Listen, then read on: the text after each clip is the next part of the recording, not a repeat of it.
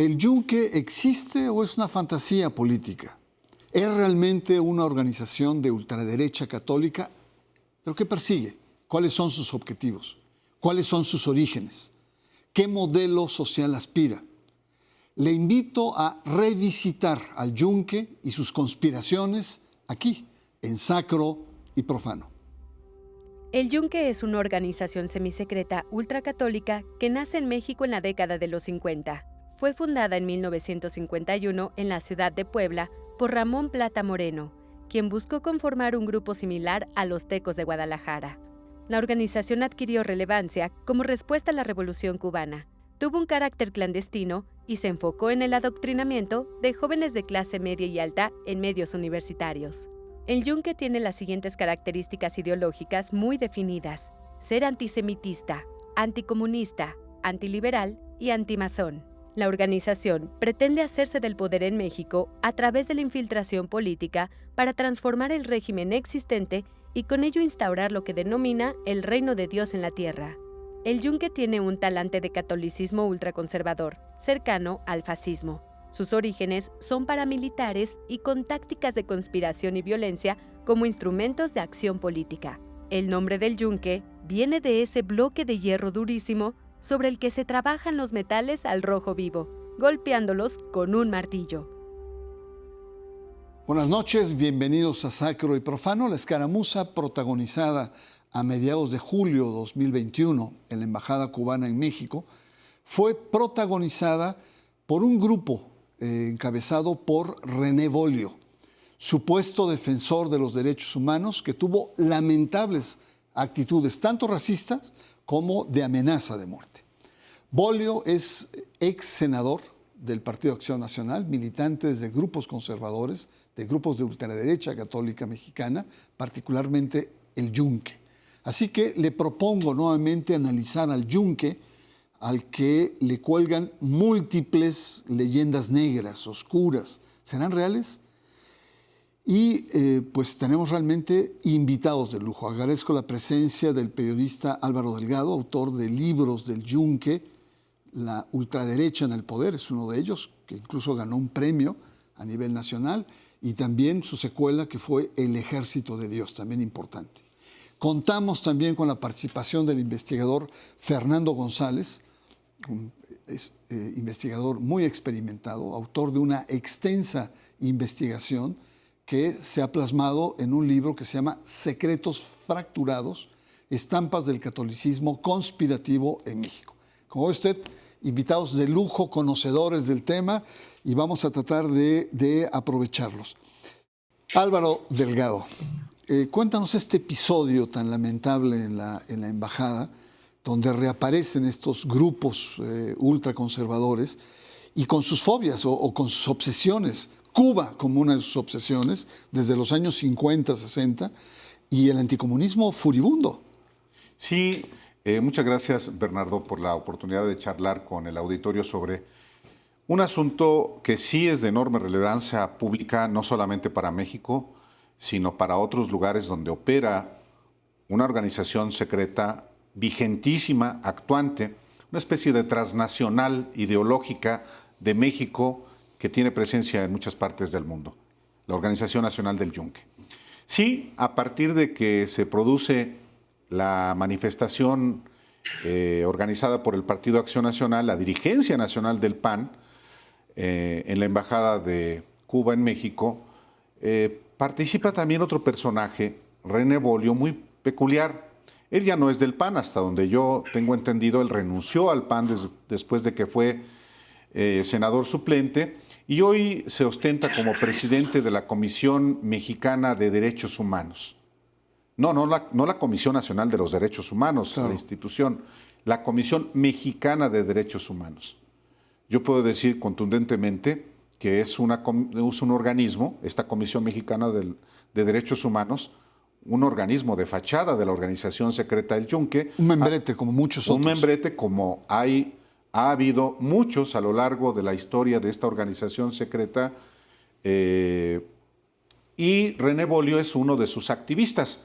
En efecto, Cuba es una obsesión y digamos que las las participaciones públicas de la organización secreta del Yunque en buena medida tienen que ver con Cuba, particularmente a partir del triunfo de la Revolución Cubana en 1959, cuando tienen los miembros de esta organización secreta, por ejemplo, en el estado de Puebla y en la Ciudad de México misma, una actuación abierta a través del Frente Universitario Anticomunista de Puebla y de Muro en la Ciudad de México, que son dos organismos de fachada de esta organización secreta, que solamente para hablar de ese episodio muestran una cierta manera, su rostro, aunque en lo subterráneo siguen operando desde entonces como una organización secreta. Muy bien, muchas gracias, Álvaro. Fernando González, como experto en organizaciones católicas secretas, este librazo que te has aventado, esta investigación de años, que además algún día lo tenemos que conversar acá en Sacro y Profano, ¿cómo ubicas al Yunque? O dicho de otra manera, ¿qué es el Yunque para ti? Bueno, como dijo Álvaro, el Yunque es una organización secreta y reservada al mismo tiempo.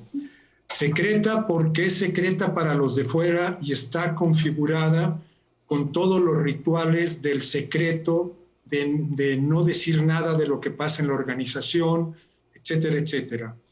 Y por otro lado, es reservada en el sentido de que una parte de los obispos o de sacerdotes la conocen. Entonces tienen esta doble cara este tipo de organizaciones como los tecos, los conejos en los años 40 o el Yunque, reservada para unos, secreta para otros. Tienen esta doble cara. Por otro lado, esta es una organización que viene inspirada de toda una cultura católica previa y más específicamente para el Yunque, viene inspirada de la organización de los tecos de Guadalajara, que se funda a finales del 33, inicios del 34, por exalumnos de la Compañía de Jesús en el Instituto de Ciencias, y va a prosperar gracias a la colaboración de los jesuitas de Guadalajara, de una parte de los jesuitas, durante más de 20 y tantos años, hasta que en los años 50, cuando una parte de los jesuitas de Guadalajara también deciden en el primer provincial de la provincia norte, cuando se dividen, deciden romper con los tecos, atacan al ITESO, la incipiente universidad, a mano armada, los tecos, y ahí hay una ruptura jesuitas-tecos, ¿no? El que inspira la llegada y hace el pasaje hacia el Yunque en Puebla es Manuel Figueroa Luna, jesuita que llega en el 36 a Guadalajara y que va a vivir los 20 años entre Puebla y Guadalajara y va a llamar a los tecos para que inspiren la futura fundación del Yunque. Muy bien, gracias sobre esto. Vamos a una breve pausa. Estamos conversando en torno a el Yunque, vamos a revisitarlo, y esto que se ha señalado, es decir, es una organización con tremendas obsesiones, Cuba, el anticomunismo, y habría más, antisemitismo. Ahora el populismo. El populismo, en fin, muchos elementos, y es una sociedad secreta para algunos y reservada o discreta para otros. El papel de la Iglesia y, como dijo Álvaro, es una organización internacional con fuerza, con potencia, que vamos a analizar. El Yunque, aquí en Sacro y Profano.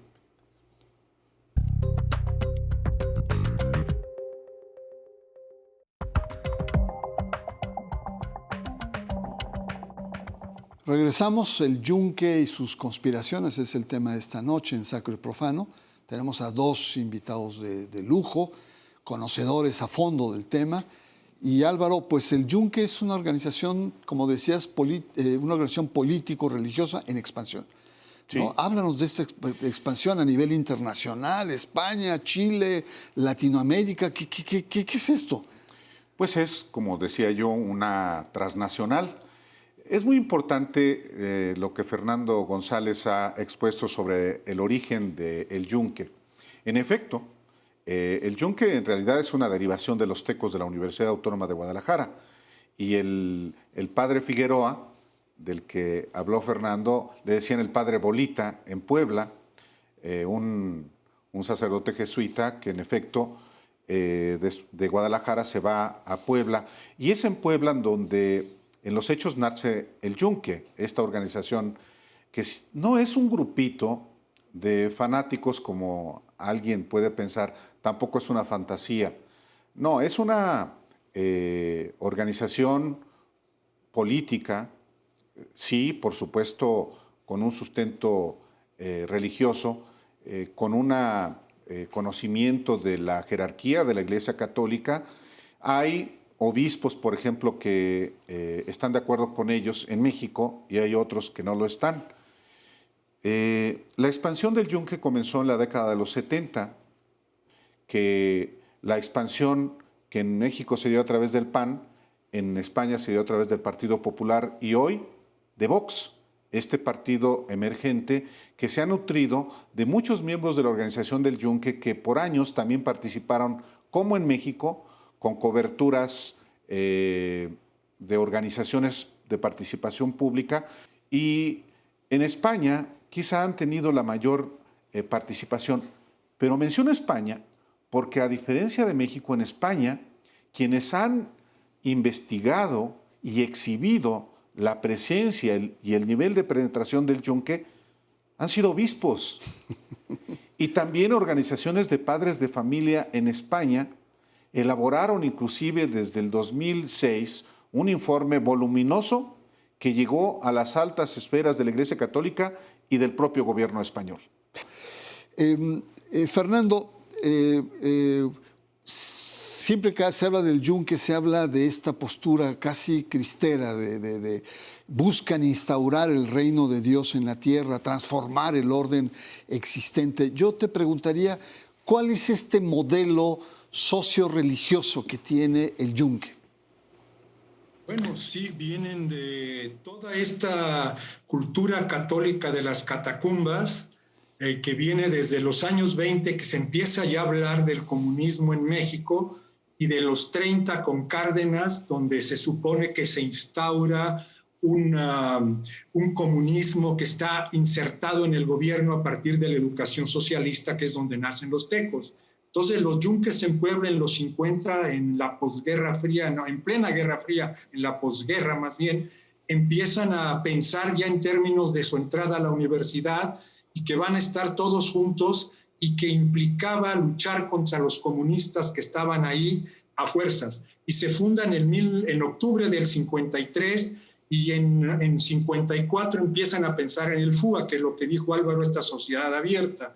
Entonces tienen este modelo anticomunista, visceral, que con la revolución cubana, va a exacerbarse al máximo y van a aparecer todos estos movimientos cuando Castro en diciembre del 61 se declara marxista-leninista, lo cual va a traer por consecuencia la amenaza comunista en México. Uno de los que más va a motivar esto en México es el padre Lombardi, jesuita, del Movimiento por un Mundo Mejor, que ya habla de la amenaza comunista se cierne sobre América Latina y va a dar toda esta cosa exacerbada de la representación comunista en México, y luego va a terminar en el 65 con una ruptura yunques-tecos que va a provocar una escisión con el papado, diciendo que el papa es un judío askenazí infiltrado en la iglesia. Muy bien, Fernando, muchas gracias.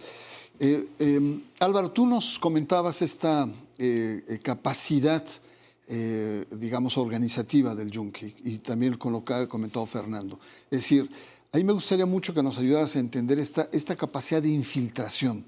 Hay un núcleo, pero están en ONGs, organizaciones de la sociedad civil, sí, están en instancias internacionales, están en partidos políticos, están en estructuras de gobierno, es decir, están por todos lados. Es una especie están como... en medios de comunicación. En medios de comunicación. Hay plumas prestigiosas que pertenecen al Yunque. No tan prestigiosas realmente.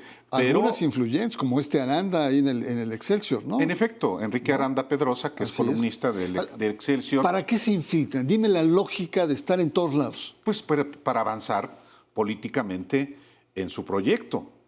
Mira, a quienes nos ven en este momento puede decir, bueno, sí, pero Fernando González habla de los 40, de los 60, ¿a mí qué?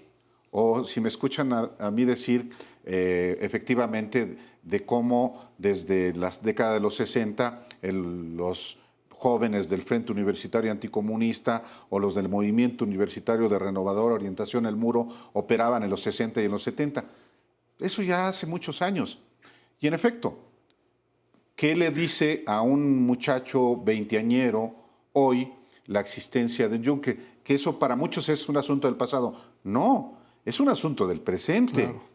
Y por eso mencionaba yo Vox en España, que es este partido político de extrema derecha que tiene un enorme ascenso en ese país, pero también en México.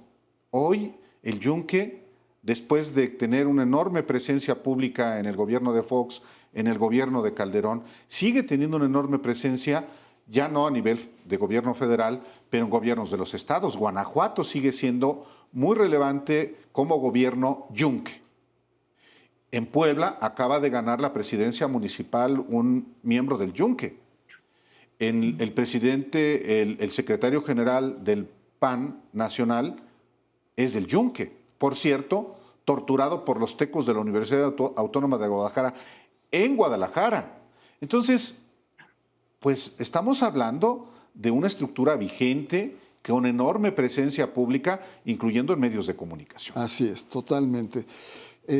Fernando, el tema del yunque, es decir, ¿por qué la Iglesia, ya hemos tocado el tema, pero por qué es tan ambigua? ¿Por qué algunos, primero, nadie tiene que ver con el yunque? Es una palabra así, digamos, maldita, o sea, todo el mundo la evade, pero hay sectores que están muy a favor y hay sectores que la toleran. Hay una enorme hipocresía por parte de las estructuras religiosas frente a este movimiento conservador. Toda la parte anticomunista que configura la Iglesia Católica y la mexicana, por supuesto, el yunque y los tecos le han servido como una especie de punta de lanza donde al mismo tiempo ellos supuestamente se mantienen por detrás. Tienes diferentes tipos de relaciones y momentos.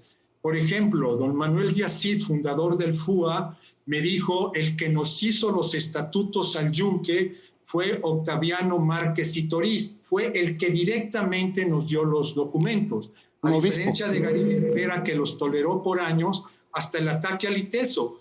Pero después, en los años 60, Garibi Rivera los volvió a apoyar a partir de Cuba. Entonces, siempre hay esta ambigüedad. Después vamos a encontrar a Prillone apoyando a los yunques, a Monseñor Corripio, porque tiene que ver con toda esta parte anticomunista que va a llevar al PAN al poder en el 2000, fundando diferentes asociaciones como el DIAC, una especie de grupo empresarial que servía entre los empresarios y las clases medias para llegar al poder directamente, y lo lograron a partir del DIAC y de otras organizaciones, y se fueron metiendo al PAN fundamentalmente gracias ya a Carlos Castillo Peraza y a Cloutier, primero como diputados los del yunque, y después Carlos Castillo Peraza los metió ya al CEN del PAN directamente. Y esto Germán Martínez me lo contó, como para ellos tener a los yunques dentro era importante para tratar de controlarlos y que no crearan un grupo radical por fuera directamente. Un poco decía civilizarlos adentro del PAN, pero totalmente infiltrados se fueron metiendo. Y bueno, a la Coparmex de entrada en los años 70 directamente, organismos empresariales, sobre todo el Coparmex. Entonces tienes a un grupo como el yunque que se expande, como decía Álvaro, para todos lados. Desde el 73 se expande para España, hacia Veracruz, en el 61 hacia la UNAM con el muro. Entonces tienes una expansión y una capacidad de entrar donde los obispos aceptan que es uno de sus valladares contra el comunismo, contra el aborto, etcétera, etcétera. Muy bien, pues vamos a una pausa. Estamos conversando en torno al yunque y usted está en Sacro y Profano.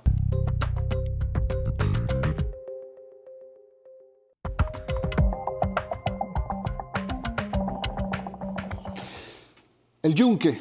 Llegamos a nuestro último bloque y de entrada, Álvaro, ¿cuál es la realidad de esta sociedad semisecreta? ¿Hasta dónde llega esta organización?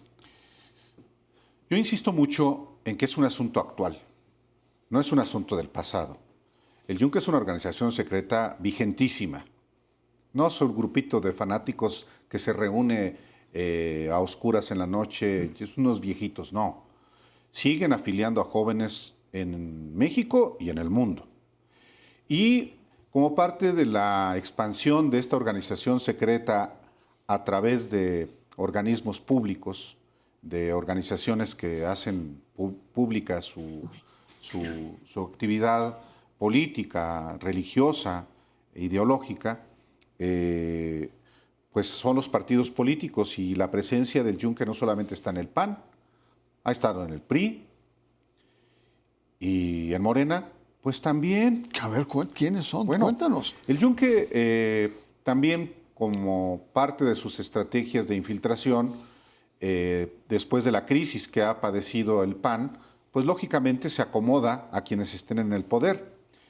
Y también ha infiltrado a Morena, a este partido político. Por ejemplo, el Estado de México es un ejemplo claro de cómo miembros del Yunque no solamente están en el partido, sino han estado en el gobierno. El alcalde de Toluca, la capital del Estado de México. Sé que tenemos poco tiempo, pero en Morena también hay miembros del Yunque, a veces no tanto porque quieran apoderarse del partido, que difícilmente lo van a poder hacer, pero por lo menos para servir como orejas. Por eso están en todas partes, para saber, para conocer cuáles son las estrategias que tienen, incluyendo sus propios adversarios a los que detestan. Se infiltran en todas partes, eso es parte del espionaje. Así es, pues muchas gracias por tu presencia, no, al Álvaro. Te agradezco muchísimo, aprecio mucho igual la presencia desde Chapala de Fernando. Fernando, te voy a hacer una pregunta hipotética. Yo sé que tú eres un académico y pero ¿qué sociedad te imaginas la que propone el Yunque? Si el Yunque gobernara en este momento, ¿qué tipo de México seríamos? Híjole, un tipo de México donde tendríamos todo este problema de la biopolítica, que se puede decir, una vez que cayó el muro y se quedaron hasta cierto punto viudos del anticomunismo, cambiaron su perspectiva o la reforzaron en todo lo que tiene que ver con la parte del aborto, la eutanasia, las parejas homosexuales, etcétera, etcétera. O sea, tendríamos una sociedad extraordinariamente moralizada, represiva, pero al mismo tiempo con toda una cultura de las catacumbas jerárquica, que no reconoce, que al mismo tiempo juegan con el discurso de que son demócratas, que buscan la transparencia, que buscan cualquier cosa que atente contra la democracia, ellos estarían luchando, etcétera, etcétera. Entonces tendríamos un nivel de falta de autocrítica, de hipocresía en el discurso y de actos que contradicen totalmente a una sociedad pluralista y democrática. Así me la imagino que si llegaran a gobernar los del Yunque o los tecos en este país. Y el problema tiene que ser también qué pasa cuando estás estructurado para complotar y pierdes el poder presidencial y toda esta parte federal. ¿Qué pasa cuando te retraes y cuando te expandes? Y como bien señala Álvaro, han estado en el PRI, en el PAN, en Morena, pero ahí el problema es si actúan de pronto individualmente, grupalmente, su voto será siempre la tendencia corporativa, media secreta, complotista. Entonces, una sociedad así sería extraordinariamente preocupante. Fernando, Álvaro, agradezco mucho su presencia, ha sido un verdadero deleite y no me queda más que hay muchísimos temas que quedan pendientes. Lo único que yo con lo que me quedo es la ideologización de la fe. Muchos de estos grupos utilizan la fe para un proyecto concreto. Sobre el tema seguramente seguiremos en próximas emisiones. Mientras tanto, yo lo espero la próxima semana aquí en Sacro y Profano.